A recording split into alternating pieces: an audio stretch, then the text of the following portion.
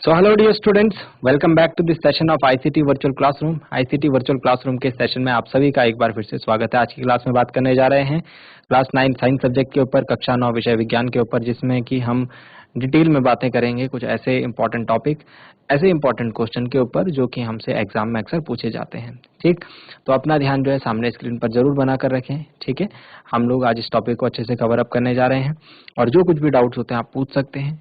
आगे की बातों को सीखने समझने के लिए हम चलते हैं स्मार्ट बोर्ड की स्क्रीन पर।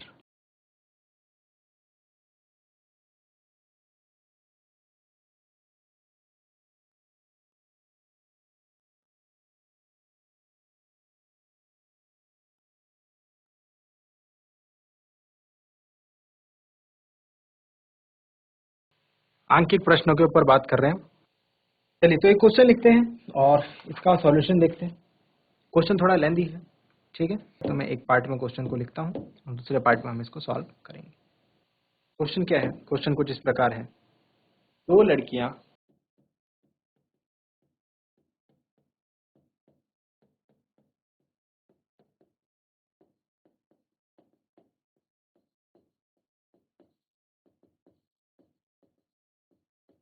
जिनमें से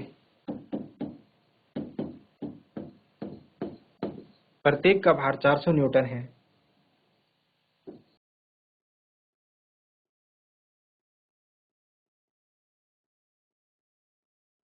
एक रस्से पर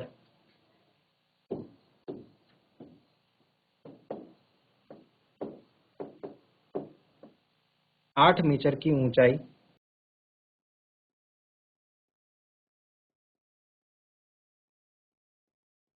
तक चढ़ती हैं,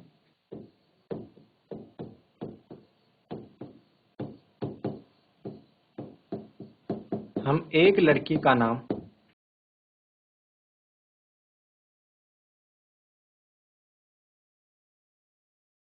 ए रखते हैं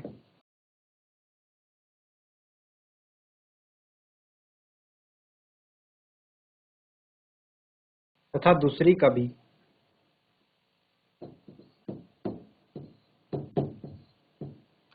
इस कार्य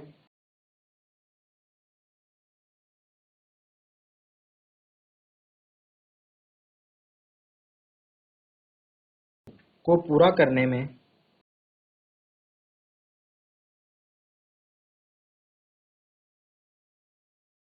लड़की ए 20 सेकंड का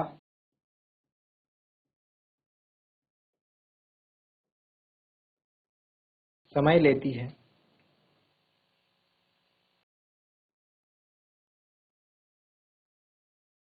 प्रत्येक लड़की द्वारा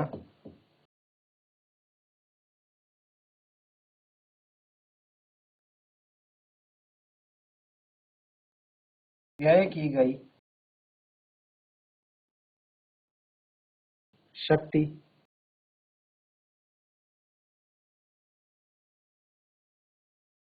का परिकलन कीजिए।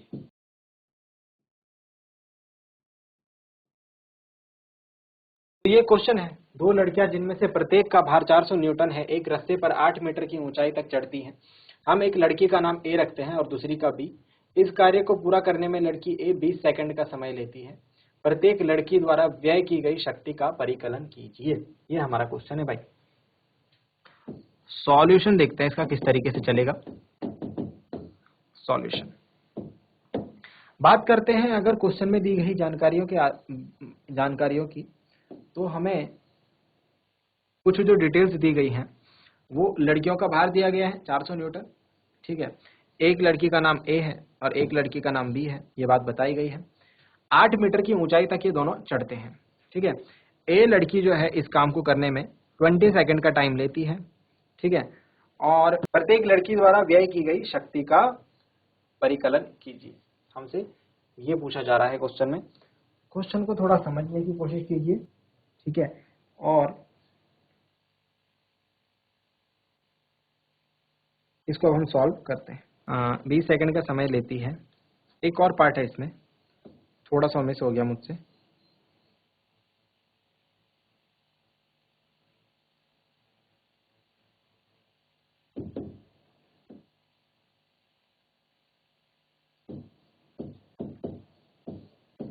लड़की बी जो है ये 50 सेकंड का समय लेती है।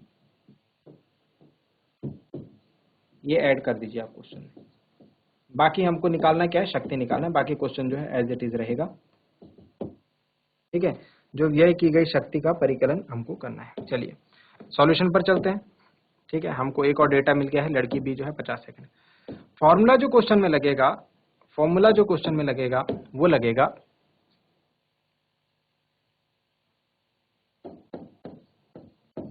शक्ति P इज इक्वल टू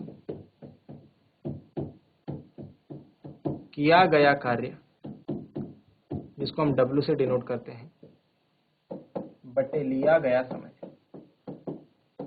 जिसको हम T से डिनोट करते हैं। ठीक है, जिसको हम T से डिनोट करते हैं। तो P इज इक्वल टू क्या हो जाएगा, W अपॉन T। अब जरा ध्यान दीजिए, यहाँ पर जो कार्य किया गया है वो स्थितिज ऊर्जा के रूप में रह जाएगा। देखो भाई, ये रस्सी है, ठीक है, और इस रस्सी पर यहाँ से ये लड़की ए चढ़ना शुरू करती है, तो काम जो करेगी वो क्या होगा, वो स्थितिज ऊर्जा के बराबर होगा, यानी कि mgh के बराबर होगा। ये बात हम जानते हैं। अगर कोई वस्तु चल रही है गतिज ऊर्जा, तो उसमें कितना काम, जो गतिज ऊर्जा में परिवर्तन हुआ वही उसका काम है ना। स्थितिज ऊर्जा जितनी उसने अर्जित करी है वो उसका काम हो जाएगा, मतलब कि ये हो जाएगा mgh अपॉन टी। तो ये फॉर्मूला लगेगा इसमें भाई। ठीक है, अब सॉल्व करते हैं इसको। ए लड़की के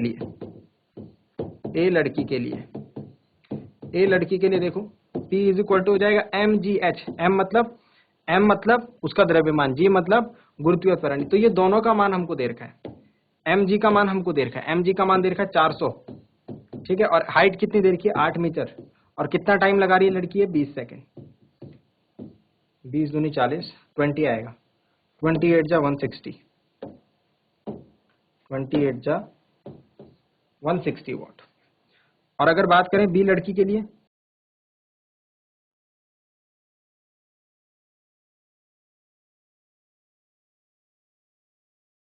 P अगर निकालें तो ये होगा 400। ठीक है, दोनों का भार समान है, उतनी ही ऊंचाई तक चढ़ रही है, बस ये 50 सेकंड का टाइम ले रही है। तो 5 8 जा 40, 5 8 जा 40 और 8 8 जा 64 वाट। तो क्या समझ में आया, आप लोगों को? हमें समझ में आ रहा है, हमें इससे एक बात समझ में आ रही है, और वो बात क्लियरली है कि लड़की ए की जो शक्ति है वो ज्यादा व्यय होगी, जबकि लड़की बी की शक्ति कम व्यय होगी, क्योंकि वो ज्यादा टाइम लगा रही है। नोट डाउन करेंगे इसे। चलिए, तो आई थिंक आपने यहाँ तक नोट डाउन कर लिया होगा। चलिए नेक्स्ट क्वेश्चन लिखता हूँ आप सबके सामने।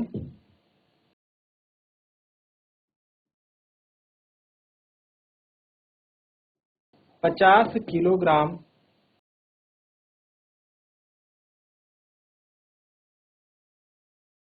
द्रव्यमान का एक लड़का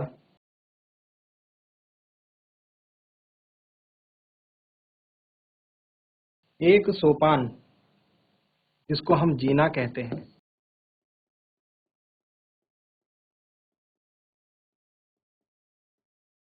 उस पर दौड़कर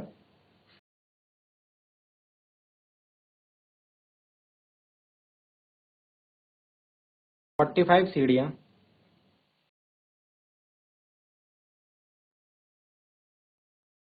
9 सेकंड्स में चढ़ता है।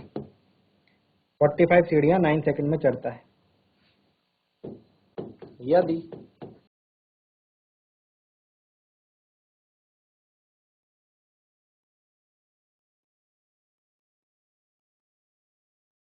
प्रत्येक सीढ़ी की ऊंचाई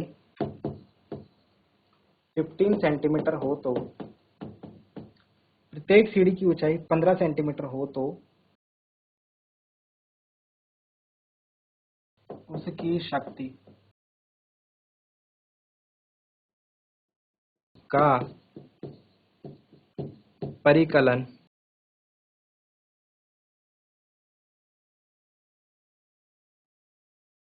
G is equal to 10 metre पर सेकंड स्क्वायर वैल्यू हमको दी गई। समझ गए हैं आप क्वेश्चन को अच्छे तरीके से? 50 किलोग्राम द्रव्यमान का एक लड़का एक सोपान जिसको जीना कहते हैं, ठीक है, उस पर दौड़कर 45 सीढ़ियां 9 सेकंड में चढ़ता है। यदि प्रत्येक सीढ़ी की ऊंचाई 15 सेंटीमीटर हो तो उसकी शक्ति का परिकलन कीजिए। क्वेश्चन के हिसाब से मैं देख पा रहा हूं लड़के का द्रव्यमान mass of boy m is equal to 50 kg हमें दिया है, ठीक है। और g की वैल्यू भी दी हुई हमें, g की वैल्यू दे रखी है हमें 10 मीटर पर सेकंड स्क्वायर, इसको दोबारा नहीं लिखते हैं। अच्छा, 45 सीढ़ियां, कुल ऊंचाई हम देखते हैं अभी, कुल ऊंचाई h, तो कितनी सीढ़ियां हैं भाई? 45 सीढ़ियां। एक सीढ़ी की ऊंचाई कितनी है? 15 सेंटीमीटर। एक सीढ़ी की ऊंचाई कितनी है? 15 सेंटीमीटर। तो 45 सीढ़ियों की ऊंचाई कितनी हो जाएगी? 45 को 15 से गुणा कर देंगे, 45 को 15 से गुणा कर देंगे, ठीक है। तो 45 गुणा 15 ये सेंटीमीटर है। अब इसको मीटर में कन्वर्ट करने के लिए क्या करेंगे भाई? 100 से भाग कर दो, तो इतना मीटर हो गया। समझ में आ गया? कुल ऊंचाई हमको पता लग गई, ठीक है। और समय हमको दे रखा है 9 सेकेंड। चलिए अब क्यों ना इसको सॉल्व कर दें। सॉल्यूशन के हिसाब से हमको क्या निकालना है? शक्ति का परिकलन। तो हम जानते हैं शक्ति P बराबर W अपॉन T। और क्योंकि यहाँ पर जो किया गया कार्य है वो लड़के की स्थितिज ऊर्जा के रूप में संचित हो रहा है, इसीलिए कार्य जो होगा वो स्थितिज ऊर्जा mgh होगा, ठीक है। और यहाँ से हम लोग वैल्यू पुटअप करके m का मान 50 रखेंगे, g का मान 10 रखेंगे, h कितना है? 45 गुणा 15 बटे 100 और बटे में हमको समय लेना है 9 सेकंड। अब इसे सॉल्व कर दीजिए, हमारा आंसर आ जाएगा, ये 2 जीरो से 2 जीरो काट दीजिए, 9 5 से 45 हो जाएगा। P का मान आ जाएगा 5 गुणा 5 गुणा 15। सो P की जो वैल्यू हमको यहाँ से निकल के मिल रही है वो मिल रही है 25 गुणा 15, 25 पंजे 125, आई थिंक 375 वॉट आएगा। एक बार मैं चेक कर लेता हूँ। यस, तो कितनी शक्ति लगेगी भाई उस लड़के की? उस लड़के की जो शक्ति लगेगी वो लगेगी 375 वॉट, 375 वॉट। नोट डाउन करेंगे जरा जल्दी से।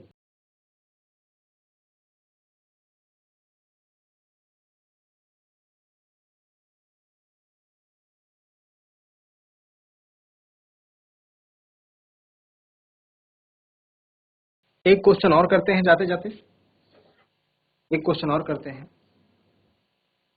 क्वेश्चन है, एक लैंप 1000 जूल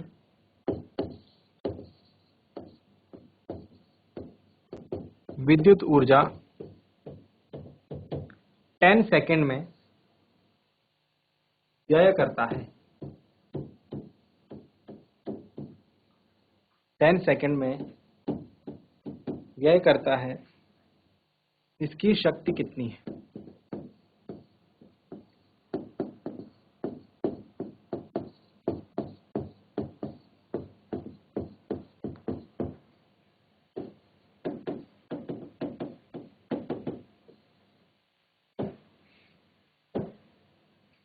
इसकी शक्ति कितनी है?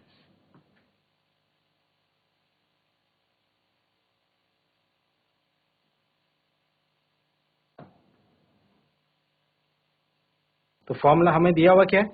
हमें ऊर्जा दी हुई है जो कि विद्युत ऊर्जा के रूप में, कोई दिक्कत नहीं है।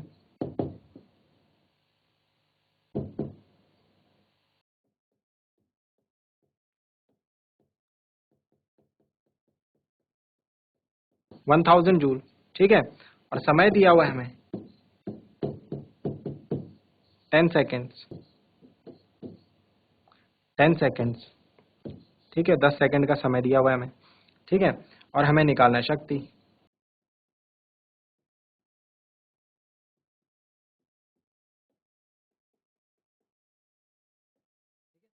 तो हम लिख सकते हैं, अतः शक्ति power P is equal to E upon T, okay. And what is, किया गया कार्य ना, तो किए गए कार्य में जो ऊर्जा व्यय होती है वो किए गए कार्य के बराबर होती है, ये बात आप अपने दिमाग में रखें, ठीक है। So it would be P is equal to 100 watt. P is equal to 100 watt, ये हमारा आंसर रहेगा। नोट डाउन करेंगे इस आंसर को भी। इसकी शक्ति कितनी होगी? 100 वाट।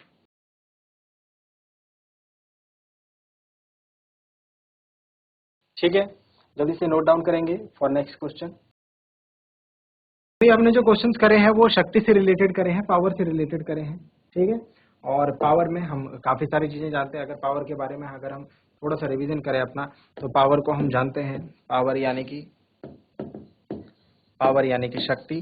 ठीक है, शक्ति क्या होती है? शक्ति को हम डिफाइन करते हैं किसी भी वस्तु के या मशीन के या फिर व्यक्ति के कार्य करने की दर को उसकी शक्ति कहते हैं। यहाँ पर जो ऊर्जा आएगा उसको भी हम कार्य के फॉर्म में ले सकते हैं। ठीक है, तो जैसे अगर कार्य नहीं दिया रहता कहीं पर डायरेक्टली कार्य, तो कहीं पर स्थितिज ऊर्जा दी रहेगी, गतिज ऊर्जा में परिवर्तन दिया रहेगा, या फिर हमको दिया रहेगा कि जैसे पिछले क्वेश्चन में विद्युत ऊर्जा दी थी, तो कार्य और ऊर्जा जो है वो सेम आप कंसिडर करना यहाँ पर। ठीक है, इसका फॉर्मूला होता है P is equal to W/T। ठीक है, और मात्रक की अगर बात करें, ऐसा ही मात्रक की अगर बात करें, तो वो होता है जूल प्रति सेकंड, या फिर जिसको हम क्या कहते हैं, वाट। इसे इंग्लिश में वाट ऐसे लिखते हैं और निरूपित करते हैं कैपिटल W से। ठीक है, निरूपित करते हैं कैसे? कैपिटल W से। ठीक है, तो ये सारी चीजें आपको पता होनी चाहिए शक्ति के बारे में।